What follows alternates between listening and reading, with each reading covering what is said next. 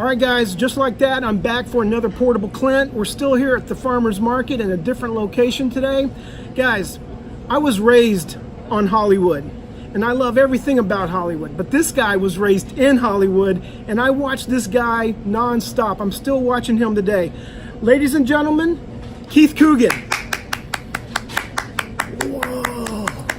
Whoa, Keith Coogan, dude, what is up? Me? Yes, you are. Yes, you are. It's way too early. Way too early. But I had to have you, and Saturday morning was our only morning to do this. Oh, yes. So it was a free spot. Thank you. Hello, everybody. Thank you for watching. Keith, I know you do a lot of these. Is this on? You know, I'm 49. I'm like, I hear you. How do you work I don't know Snapchat or the... My daughter's Snapchat. Barely, I don't do Instagram stories. You don't? No, I don't do barely. any of that stuff either. Keith. No clue. We're gonna get going here. You ready? Okay. Keith. Oh my God, you've got a list of things down there. I don't normally have a list, and I'm saying this because this guy, in order to start his career off, I have to go back to 1919. Is this correct? Yeah. 1919. His grandfather, Jackie Coogan, was the kid from The Kid, Charlie Chaplin's The Kid. I mean, how mind-blowing is that already? Okay, that's cool. All right, we're gonna get to that. But I normally don't bring notes. I like to do it off the cuff.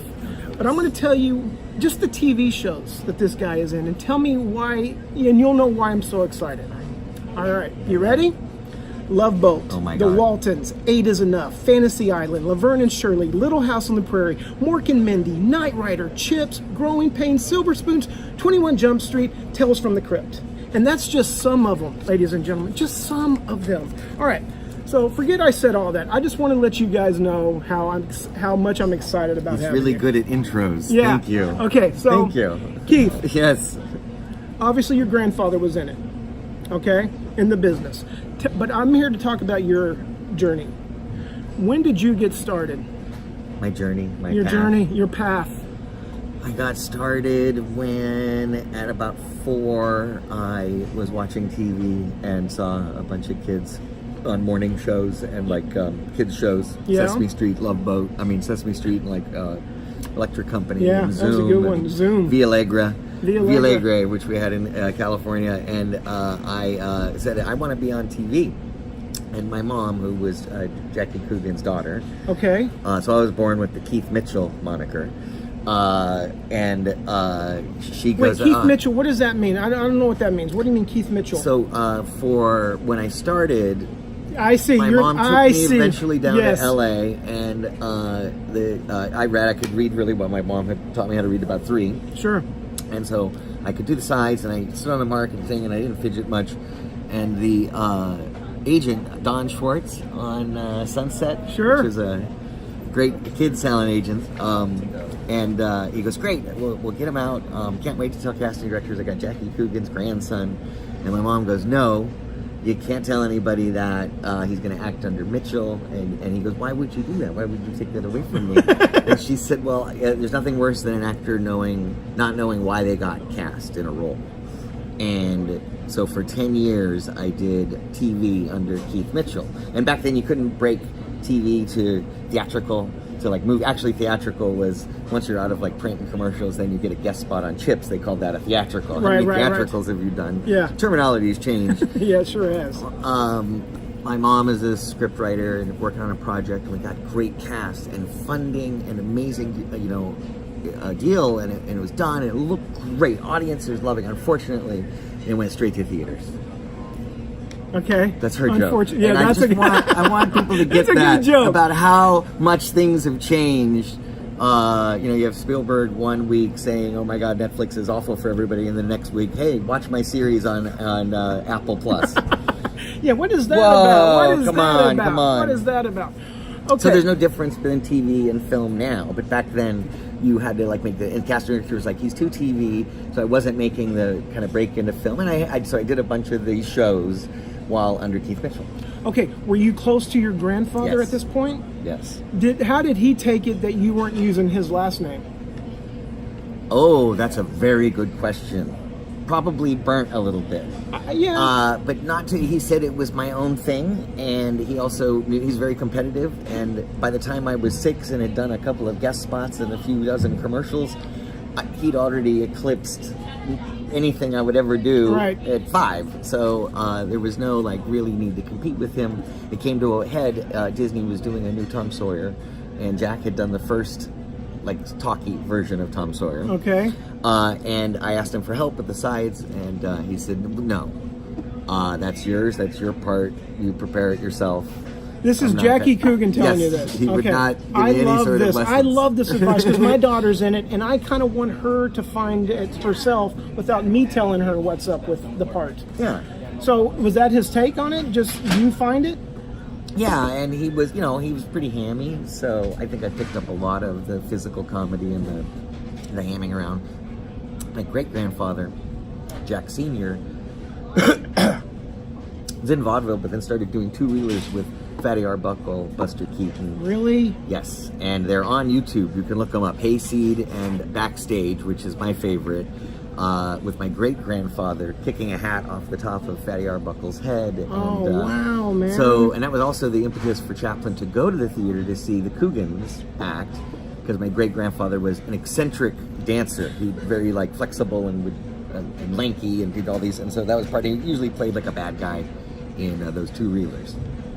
And then my grandfather came out on stage at about 4 years old, and they had moved into doing the kid. And then they shot off mid-movie of doing the kid.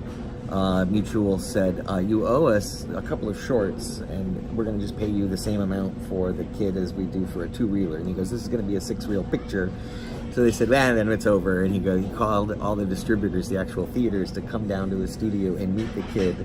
And they have this great footage that's on most releases of the kid that shows him dancing and like playing around with Chaplin in front of them. And as soon as they were done with that, they're like, we'll fund it, no problem. And that could have been the beginning of the power of the artist to form United Artists with Douglas Fairbanks and Mary Pickford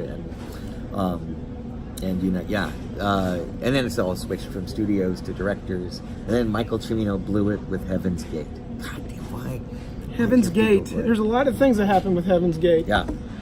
Hey, let's talk about, before we move on from your grandfather, he was a reason something created in Hollywood called the Coogan Account.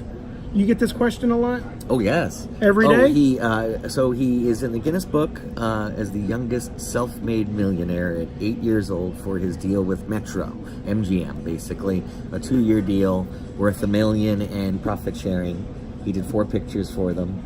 And they fought with Louis B. Mayer, who blacklisted my great-grandfather or grandfather, said, you will never set foot on this lot as long as I'm alive. And indeed, my grandfather didn't return to the lot until a week after Louis B. Mayer had died. But he amassed about $3.5 million by the time he turned 21. And he was, this is about $62 million in today's money. Wow. And my great-grandparents, my great-grandfather had died in a terrible accident right around my grandfather's 21st birthday. What's the terrible accident? It had killed everybody in the car. They were driving to the Coogan Ranch down just over the border of Mexico, like a degree over the border. There was no like hard line there then. And my great-grandfather liked to drive fast on night roads. Sure. And another car around a corner, and everyone died in the car except my grandfather. So a writer, my grandfather, a ranch hand, and Junior Durkin, who played Huck Finn and was my grandfather's best friend at the time. Wow, man. My great-grandfather died in my grandfather's arms, and my grandfather had just broken some ribs because he lost the coin toss after they shot all doves on the hunting trip. Yeah. And he had to sit in the back of the trundle seat with the bag of dead doves, which acted as a cushion during the crash and saved his life. That is crazy. So my great-grandmother married our business manager, and they went through the money very quickly. And so he sued his mother in California court and lost. And then they drafted the Coogan Act to protect kids. Block trust accounts, so every kid, to get a work permit or a SAG card, you have to have a Coogan account. Both of my daughters have one. Oh, awesome. Yeah, dude. That's pretty crazy, man. That's pretty impressive. We could be done just right there with that story. But we go on. Okay, So you start going out on auditions. What's the first big thing you book? So I'm doing stand-in and extra work, kind of just to get me on set and get used to it. And I'm standing in on a McDonald's commercial, and while the kid's off lunch or going to school or something like that, I get up and I'm standing at the counter and they're lighting me and they give me the burger or whatever, and I'm like, oh, my eyes go big, and the director, Denny Harris, goes, I want that kid. We want this kid for the commercial. Wow. And the mom of the other kid, of course, you can't do that. You hired my kid. And you can't really do that. No, you can't. Unless you just pay everybody off. Yeah. Fine. So he goes, I'll hook you. So I did a couple of other things outside of that. And then I did 4 huge McDonald's commercials. Those were the good old days of commercials, McDonald's Land and the whole stuff. Shot in like Griffith Park and out at that fake McDonald's. Yes. And like Cerritos. Or whatever that Yes. is. And then I did Coast Soap and Charmin and Cool Whip and Kool-Aid and Wrigley Spearmint Gum was probably my most. It wasn't a Super Bowl Right. spot, everybody. Super Bowl spot. Okay. It wasn't a Super Bowl spot, but it was more money in 15 minutes of work. Sure. Because that's how long it took to shot. Two setups. Wow. Then I made on Adventures in Babysitting. Really? So 1 Wrigley Spearmint Gum commercial. Commercials, I did about 100 national commercials, and then started getting guest roles. Chips was my first season of Chips. And then Bill Blinn and Bill Blinn, Jerry Thorpe, loved me for this series in Hawaii with Clu Gulager. And it was an ABC. Yes. It went to like 6 episodes. And it was basically me and Clu. And it was so fun, and so I did Movies of the Week, and then After School Specials, and you work up, you start doing, then I did like 4 episodes of something, 2 episodes of this, I mean, you say this and that, but the shows that you were on are iconic shows. It's not like the shows that are... I watched them. Yeah. I knew damn well who Tattoo was. And, I mean, you worked with Tattoo, dude. I know, and he was so chill. So chill, man. Okay. So you're doing all this TV stuff. What was your favorite TV gig before we move on to the movies? Knight Rider. Really? Oh my God, come on. I mean, no, I get it. 12 years old. I won my Youth and Film Award for Best Guest Appearance. Really? For Knight Rider, which was really jump and shout. You just jump in. All of my characters as a child ended in E. Timmy, Bobby, Billy, Jeffrey, Stevie. One of them straight up, I was like, I've never even heard of that. And they go, we had to put the E on there.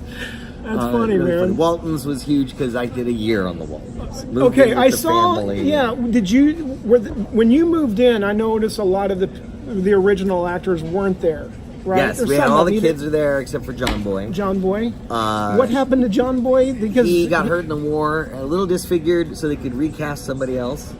Wait a second. So John Boy's character was still in it, but it played by a different actor. Yes. And they said he was wounded in a war. And Michael Learned was negotiating for her season because there was a lot of storylines were leaning on her. And they sent her to the sanitarium to recoup from TB. Oh, and she was gone. And so they brought in Aunt Rose to help raise the kids. Sure. And Aunt Rose brought the grandkids, the brats. Me and Martha Nix played Jeffrey and Serena Burton. Okay, here's my question on the Waltons. Did you say the goodnight stuff at the end? Yes, absolutely. Was that surreal when you actually did it? Yes, I would have loved to. I did say goodnight, Grandpa, maybe to Ralph Waite. Because Will Gear had died the previous year. Okay. And he was a great character actor then. He was. And they, behind the scenes, they would do a Christmas party, show the blooper reel, give out cast gifts, and also do a Christmas play. And for years, for 8 years, Will Gear had played Father Christmas. Okay. That year, I, as an 8-year-old, played Father Christmas. Oh, wow. And I knew it. I knew, because we'd watched the reel and it included shots of him in the gag reel. Sure. It was just heartbreaking. I bet. And they knew it was already 8th season of a show that had been running, since 1971 or 1972 or something like that. And I'm just romping around Warner Brothers and Franklin Canyon Reservoir. A lot of the show was shot there. What's your favorite studio to film at? Warner Brothers. Same here, man. Warner Brothers, and backup would be 20th because it's rare to get on there. Yep, you're right about that. I loved MGM. MGM When it had the backlots. Yeah. But now it's just it's down to Sony and the historic stages built in the 30s. How do I know this? Because I am a tour guide at Tour Sony guide. Studio Tours. You can come on down and get a historic tour of the Sony Studios by, well, maybe me, it's random, with Keith Coogan. And what's great is my grandfather worked there. Keith. My great-grandfather produced movies with Louis Lumiere on the lot. I would not want any other host. There, it's a fun tour. I would not want And I anyone had done else but Chips you. on stage 10, and Yeah. Joan of Arcadia on stage 21, and Wow. very surreal to do that. I Okay. kind of getting sandwiched, because I'm a fanboy, but then also, 1 out of 10 people on my tour go, hey, can I ask you a question? Were you... Yes, I did. It was Adventures in Babysitting. So do you tell them beforehand, hey, just to let you guys know I'm an actor as well? No, or- I'll confess as we go to kind of back up, like, hey, there's a producer that lets us onto hot sets, and in 43 years in the business, confession to make, I'm an actor, Right. And so I'll build up, what'd you do? I got some TV film, well, what? And then it'll build up to maybe talking about licensing and how an Adventures in Babysitting poster got into the Goldbergs, and how I got paid a day rate for that. And they're Really? like, how would we ever... And every once in a while I have to say, this is a personal opinion of Keith Coogan, not official Sony, corporate, because no one wants to hear... They shot a movie, it went well, and it was released, and everything was happening. They want to know who got mad at who fought with who got drunk, who crashed the car, who slept with who. That's what they want to know. And they want to hear about Rita Hayworth and Joan Crawford and Cary Grant and Myrna Loy and Jackie Cooper. Do you get that a lot? Like people go, hey, dude, your grandfather was Jackie Cooper. Do you get that? Absolutely. He was so great in The Little Rascals. Dude, that's not my grandfather, bro. And it didn't help that he did French Leave with Cooper, and it didn't help that Cooper did Sookie with my granduncle Robert Coogan. So Robert Coogan was Sookie in these two reelers, and then Cooper was in those with him, and then Cooper and Coogan worked together. Okay, that's crazy. Okay. They were like 20 though, kind of grown. So here's the other thing. I have to thank John Hughes for giving me a career. Hughes. Okay. After TV, it morphed into film. My grandfather passed in '84. And I changed my name. Wait, before he passed, did he give you any good gems to take with you into the acting world? Into the acting world? Watch your money and be careful of mothers. Really? Watch your money and be careful. Oh, and when you take a group photo, always stand on this side of the photo. So when and it's printed in the newspaper, they say reading left to right, Keith Coogan, other people, other people, other people. Wow. That's some good stuff there. Okay, so continue on. He passes away. And devastating for the family, of course. But by '86, I had changed my name to Coogan to help transition. I'd gone through puberty or going through. Still very short guy. And started What was leaning the into deciding nerd factor roles. with the last name change? Tell me a little bit more about that moment. So he has a star at Hollywood and Vine, right on Vine, underneath the W Hotel where the old Brown Derby used to be. Yeah, wow. The Hollywood Brown Derby.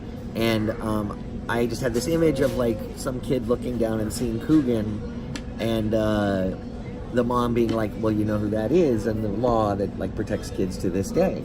And I said, if I change my name to Coogan and maybe I get any sort of success in film, because I really did. I'd been angling to be in movies since about 8 years old.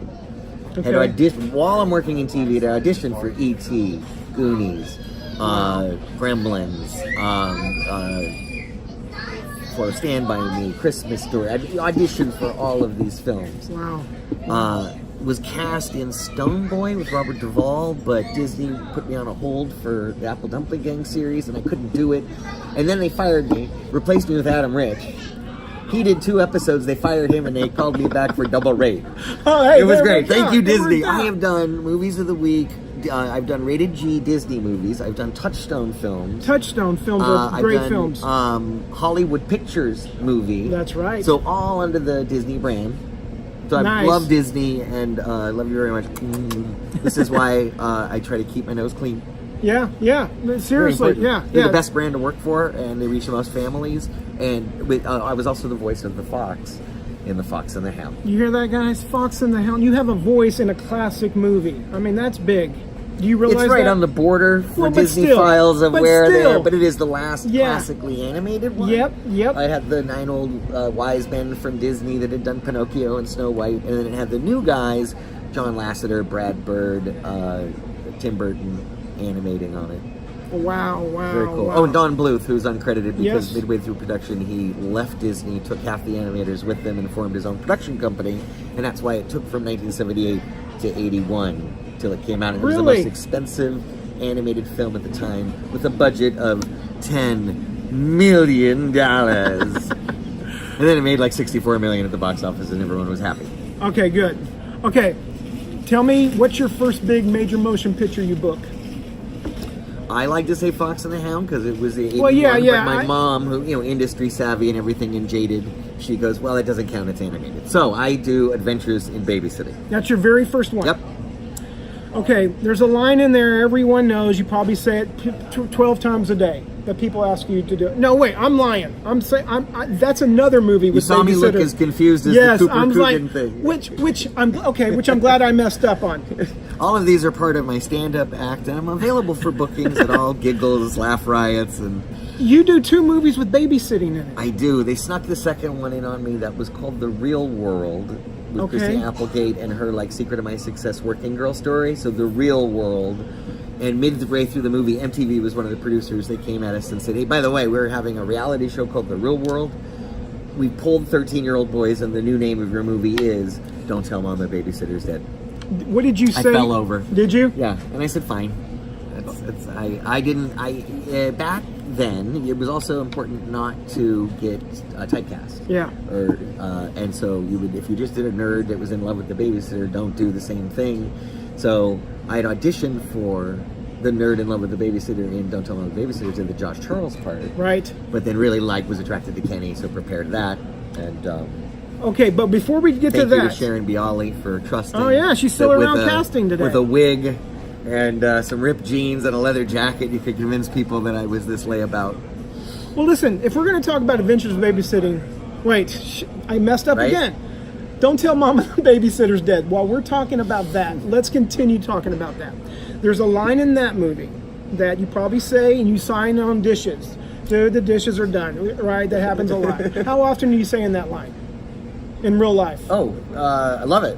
I know you do, which is grateful great. For something No, I know you do. And I think part of the reason why that it has a great response is that you didn't even have to see the movie to enjoy it, because as part of the theatrical thing for a week on TVs, the trailer had that to tag the trailer at the very end.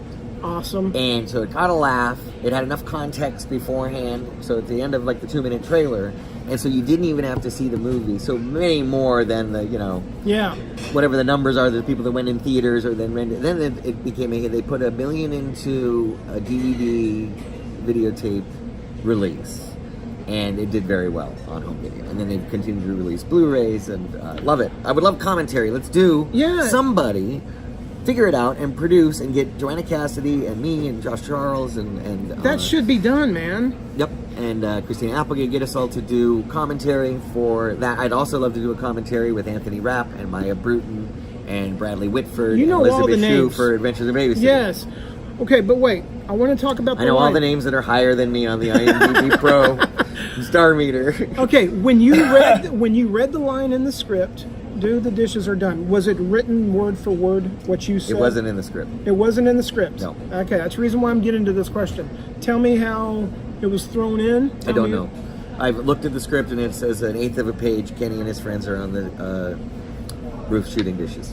Okay. That's it. So I do know that in the previous scene, I'm laying on the couch and she tells me to mow the lawn and do the dishes, and I go, no, I'll do the dishes. I had to loop that in because all I did was breathe out and go and huff. So because we shot it out of order or whatever.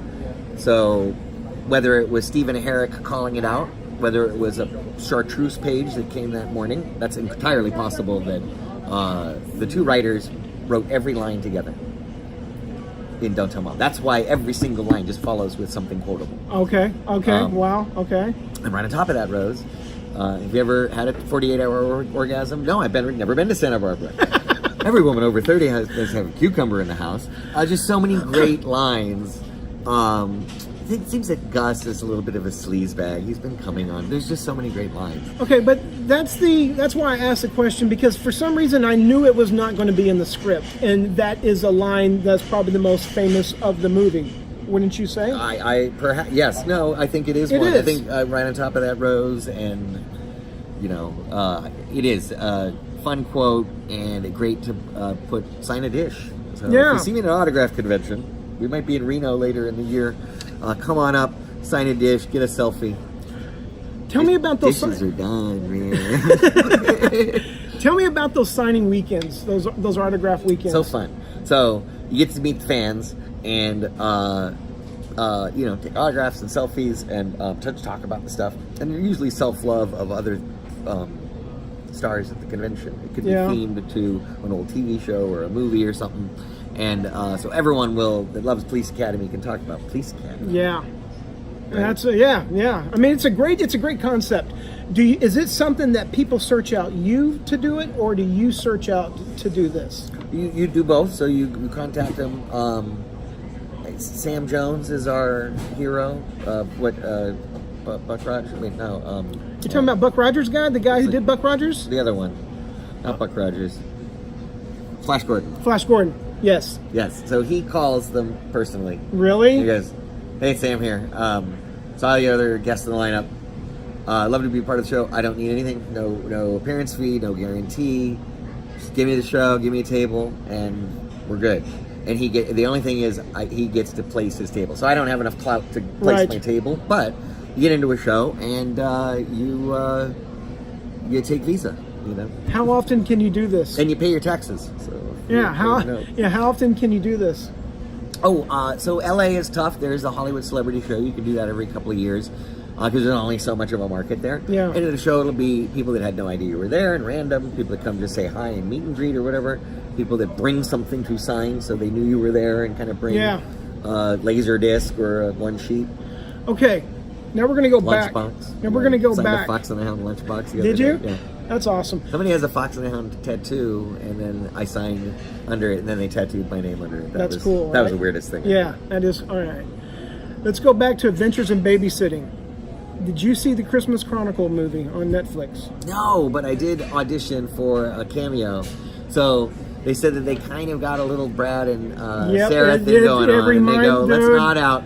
And so me and the casting director said, "Chris will see this, Chris Columbus." So, but it was shot in Canada. They had no money to even fly anybody up. The gas on the plane would bust the budget. So we did a thing where I was chasing after like a van and going, "Hey, Santa just stole my van." Oh, really? Yeah. Okay. And I was supposed to be with like my date was possibly going to be Maya Bruton or Sarah. So we did that, shot it, and sent it to them, and they didn't use the bit. Okay. But Adventures in Babysitting, I loved that movie. Everybody loves that movie. Fun. Did you know that was going to be a hit when you did it? Because this was kind of new in your career. Did you know? It's funny, the vagaries of hit were so different back then. The difference between making like $8 million a weekend or $4 million a weekend were that was about it.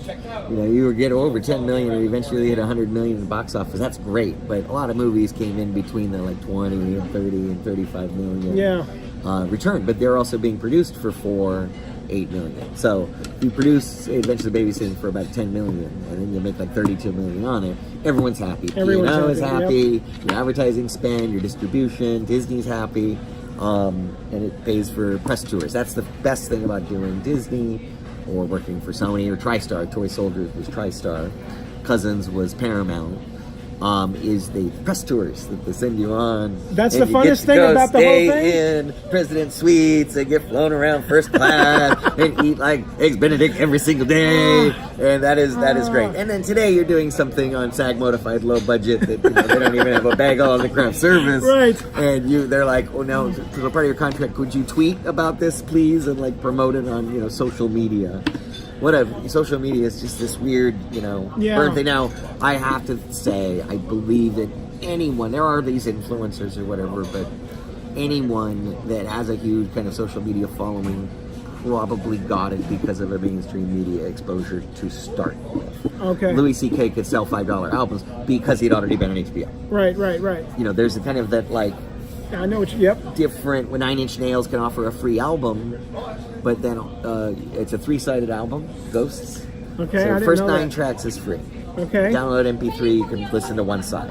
You want to hear all 3 sides, it's $5 for a digital file. Wow. You want high quality MP3, the album with artwork, $10. You want me to mail it to a DVD, a CD, it's $20. Do you want a signed one? $50. Do you want a package of everything Trent Reznor's ever done in a steel case that's been autographed and numbered? And that was $250 for the steel case. Trent Reznor sold enough. He sold 1,000 of the $250 package on the first day, and plus everything else in between. Gave it away, and he paid for the recording session, which was $250,000 with just the VIP end of things. Wow! And so everything down from there was pure profit. But he didn't get there without the record company that promoted Downward Spiral. He didn't get there without the record company that promoted the albums and put them on tour before. So I think you need a mainstream media platform. And now it's shifting to where what is like a YouTube show. I'd never thought something like Karate Kid, Cobra Kai. This is proving that YouTube can carry a picture, carry a series that people will like, I will pay premium to watch this show. It seems like that would be something that would be good for you, man. Like a YouTube type of show like that. I mean, seriously, that's your audience of that Cobra Kai, right? I mean, that's the 70s, 80s. Oh, absolutely. I'm working on finishing my Babysitter trilogy with the faster Babysitter Kill. I'm going to pit Elizabeth Shue and Christina Applegate against each other, tight little leather outfits. It'll be completely exploitive. Great. Okay, tell me about your career after your shows, after your movies. And this is the part that I don't like talking about, but I always say, what's the good time and bad time? Tell me when it kind of started tapering off from those movies. About like 93, so I was about 23, and I had moved on to another agent. The rules were straight to video, but in doing that, I'm getting my quote up. So you're working a lot less. You're working on shows that have 18 days of principal photography, maybe 16 days. I'm still locked in the old model of precedence, where you work on a project and you get your quote up to so many a week. The next project starts there on standards and practices. So it comes out illegal for the offer to your agent. It starts with your last actual network deal, and then keeps going. And that's why pay parity is tough. Can you really say a brand new young guy who's never been on anything before is co-starring in a new series with Rene Russo? You think that guy should get paid as much as Rene Russo? No. Okay, so why are we even talking about that in the entertainment industry? Yeah, no, you're right about that. Okay, what does that start doing to your? So love it, because you're not. I've done this. So I've done a studio picture for every studio in town. Awesome. And working relationships with directors. I did a few things for Dan Petrie later, and just love all of the cast and crew. John Cryer is amazing. Sure. He put Hiding Out together. He did? In his book. Yeah, you got to read his book. I would love. Yeah, I'm going to. So he found the material, got the producers, and made that because he had hit a point where he's doing movies that aren't John Hughes movies. Right. And also because connected to Chris Columbus, who then, after Adventures of Babysitting, he takes his Spielberg credentials of Goonies, Gremlins, and Young Sherlock Holmes, those kinds of films, and now he starts Home Alone, a John Hughes relationship. So Columbus was really the perfect blend between Spielberg and John Hughes. You are right about that, man. Okay, but we're going to start narrowing. So then you start doing a ski picture, a surf picture, a ninja picture. You get your billing goes up. You're now the lead. You're also working ridiculous hours for and your quote goes up. So I did a ski picture for 60 days of principal photography. What was that called? Downhill Lily. Okay. Speed League Friday. You got to be really drunk and high when you watch it. And you'll totally enjoy it. Okay, great. All right. And then you move it, and then web came along, and I started to do. I did a web series, Crafty, with is that about craft we got service? Renee and Kevin Connolly and everyone to kind of be in it and produce it, and Turtle. And it was about craft service. Really? Yeah. On the telepathist, he can feel what people are thinking. It was a fake ABC show, like The Mentalist. Okay. And it was craft service on that show. I want to see that. Yeah. And they fired Kevin Connolly because he was being a diva, and they replaced him with Keith Coogan because they didn't have to change the initials on the back of the chair. Wow. And the network executives don't. They come up and I go, why are they calling me Kevin all the time? It was pretty clever. And it had Andrew Santino as Crafty. Okay. And it was before any of this stuff had blown up. And that's the great thing of working in web, because you're working with incredibly motivated people that are putting their own projects together. Yeah. You watch Whiskey Cavalier, produced by Scott Foley. Yep. all of these shows are being produced by the very people that are in them, so that they are not experiencing a 93. But what's funny is I continued, and I even did a guest appearance here or there, like Married to the Kellys or Married to the Kellys. My buddy Derek Waters was on the show. loved Derek, and we totally connected. Good. On that one, but he's never called me for drunk history, which is a shame. I will show him this. 2 whiskeys and I'm done. And I will show you'll him be good this. for the night. Okay, I want to know about the mindset when the business starts changing on you. So digital, once it stopped being like video, and all of a sudden you're seeing red cameras on your short films or your pilots or whatever. You're going, oh, it looks great, and it starts to feel like a studio releasable deliverable. Yeah. And you can start to take seriously. You start to see horror movies like Hostel or what's the one in the woods? With Cabin in the Woods? With the blade, with the guy with the... You talk, Michael Myers? Yeah, there's a new one Oh. that's fantastic. Oh God, yeah. what was it I know what called? you're talking about. I don't know those movies. God damn it. But they that camera and those budgets created a product that was way on par with anything a studio could produce. And it created a whole industry with Blumhouse. That's right, it sure did. They knew how to shoot a movie super cheap. They knew how to market it exactly to the 2,000 people they needed in a city to know that that's out. They do it on Facebook. They get the algorithm. They're a fan of this, this, and this. Boom, pay an ad for them. That's it. They don't pay for an ad outside of that. It's they don't use the term. So here's where the adjustment happened. Digital, good digital that starts to look like film.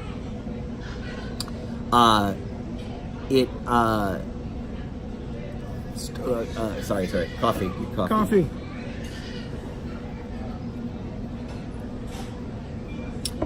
So it starts, instead of broadcasting, narrowcasting. You find someone who likes zombie, werewolf, vampire, surf stuff, and you make something just for that crowd.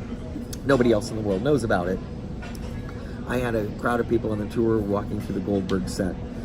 I know how many people have not caught the Goldbergs, just to see where we're standing for the tour. Sure. And about 90% of them all raise their hands. And I said, okay, well, we're standing on the #1 watched family comedy. And of course, there's a laugh on that because they're kind of like, really? We don't watch it. We're not talking about Cosby Show, Roseanne, or MASH ratings of 31.5 million people. No, those days. If they get 5 million people to watch your show with a 1.9 share, everyone's stoked, and it's renewed. Yeah. Totally you're different. right about that. There are shows getting picked up like Silicon Valley with 800,000 viewers.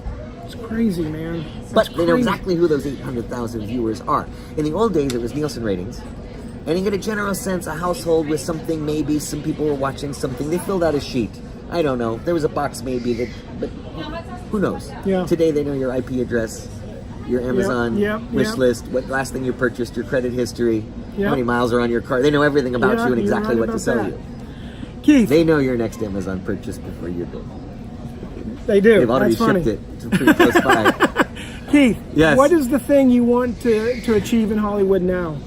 Oh, just to continue doing that kind of widening and trying new things. And there's different forms. I know that Disney's been working on 15-minute formats for a long time.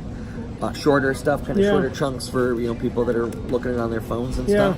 And it's whatever the audience was. Netflix is brilliant at it because look at Stranger Things. Episodes are varying lengths. It depends on how long they need to tell the story. Right. Back to the thing that's changed the most with digital was the way we shoot.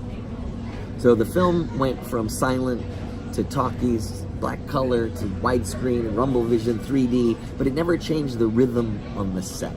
You got there, you changed, you rehearsed. You stepped off the set, they light, you come in, you do some bit, you reload, step off for 10 minutes while they take film off the camera, put it in a black thing and cloth, and they reload it in a black box, put it back up on there. And it took so and so long to move everything around and relight. And today, you're always rolling. There's no rehearsals. You shoot straight from the moment you get out of the trailer until lunch. You never see your trailer again because they go, we're handheld. We're shooting the whole thing right now with 2. We got 2 red cameras right here. Yeah. We're done. Go here. Go here. So, and you can cover a lot more material a day. So you're always in character. You never jump out, and you can really immerse. So it's a it's more like doing theater. I think that working digitally today is more akin to theater than film has ever been. I could see that. I could totally see that. Okay, Keith, just a couple more questions and we're out. All right. Tell me about one of the last things you did was the 2 Coreys. Yes. Oh, great. Did you hang out with the Coreys? I did. I did a film. Well, I did Fox and the Hound with Feldman. Also was his hand model on a Mattel commercial, a little choo-choo, plastic choo-choo train. So he went to school and I came and did just by hand. Okay. We did a movie of the week together. We did the Oscars live together. Who? All 3 of you guys, or are you still No, me talking and Feldman. about? Okay, Feldman. And then I did work with him. I did a film with him, Life 101, and became very close with Haim, friends with him. Haim moved in with me after we filmed that. He's like a hamster. You kind of inherit him after a picture. And so really sad to lose him. And I was also friends with River Phoenix, and I was friends with Brad Renfro. And so for years, especially for the 90s, when everyone else is dying, and I'm looking around and I'm like, hey, at least I'm doing a ski picture in Whistler. Amen, yeah. I'm not upset about anything. And my whole working now is just to get onto enough mainstream things so that I don't have to have people struggle to go, what are you doing now? Right. That's it. Because if they look at IMDb, they go, holy crap. I've done more since my career died than most actors could ever get to do. Yeah. And I'm blessed for everyone as an opportunity. And now there's a lot more networking and hustle, and it's not work to be in front of the camera. It's not work to be on stage. It's work to do the after party and to make the calls and follow through on stuff. That's the work. Right. And I've been seeing you lately at the for your consideration events, the Emmy events, which are fun times, right? I've joined the Academy a few years ago. I had done 80 hours of television, and so I got a nice life, body of work entry in the performers peer group, which always seems to stun people when I'm there. They go, what are you here with? And I go, performers peer group. And they go, oh. I go, is it that? Apparently it's not really easy to do. You have to have so many network jobs and hours in the last 4 years. Yeah. It's really stringent. But now it's opened up because they're giving Emmys to YouTube shows, and they're giving Emmys to Facebook shows. They're giving Emmys to online content that's produced by TV Academy members that are SAG, and they're doing all the things, paying the insurance, but they're moving, shooting light, really talented people that can pick up improv really quick, and it's usable. Right. Yeah, it's usable. That's the thing right there. Keith, what's a good piece of acting advice that you could give somebody trying to get through this business? I wanted to be really awful and say something like take Fountain or never get caught with a dead girl or a live boy. But I would say you have to it's a hard way to make an easy living. So you got to really hustle. Hard way to make an easy living. You got to really hustle. You got to do a lot of work to be in town and come and try it out. I see people that go, I'm going to give it 13 weeks. And if I'm not a star, I'm like, then great, come, please. Yeah. Let us keep your deposit. Is that cool? We can really up our economy here in LA. I was born and raised in Southern California. You were, man. And around the industry. And I was jaded at 8. They were like, he's 8 going on 40. And so now I'm a child. Now I'm just play video games and enjoy this. Ain't and nothing work wrong as with much. that. I just did Diary of Anne Frank. Latinx, which we've replaced the family in the attic with an entirely Latinx cast. Didn't change a word. Oh. They're still, hiding in the attic from the Nazis. Did Desperately Seeking Love at the White Fair with Moosey Dreyer directing. Okay, wow, okay. That was super fun. Moosey's an old friend. Good. So all of us were friends. The Haim and Feldman and like all of the kids saw each other at the events and premieres and parties and stuff like that. It was absolutely the Soda Pop Club, if that's what you want to ask. Yeah, there you go. Keith. I saw nothing. I know. I'm not even going to go there. Keith, I want to thank you so much for doing this, man. I appreciate it, dude. Hey, Keith, do me a favor. Tell everybody bye out there. Dishes are done, man.